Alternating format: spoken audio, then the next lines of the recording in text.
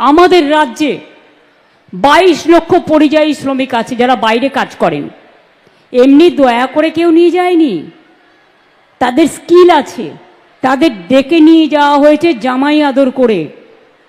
আর আজ তাদের ভাগ্যে জুটছে লাঞ্ছনা আর বঞ্চনা, অত্যাচার, অনাচার, অনাহার।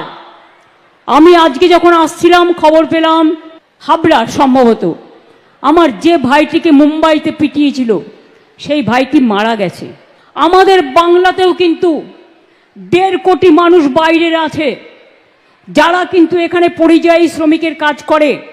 আমরা কিন্তু তাদের গায়ে হাত দিই না, আমরা তাদের ভালোবাসি, তাদের আমরা বরণ করে নিই।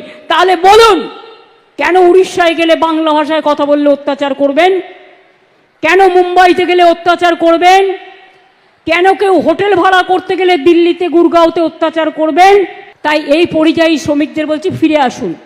যারা বাংলার লোক বাইরে কাজ করেন, আমরা তাদের ফিরে আসলেই 5,000 টাকা দেব। আর 1 বছর বাবদ, মানে শুরু হবে যেদিন থেকে, তার আগামী 1 বছর প্রতি মাসে তারা 5,000 টাকা করে পাবে, যতক্ষণ নিজে পায়ে না দাঁড়াচ্ছে।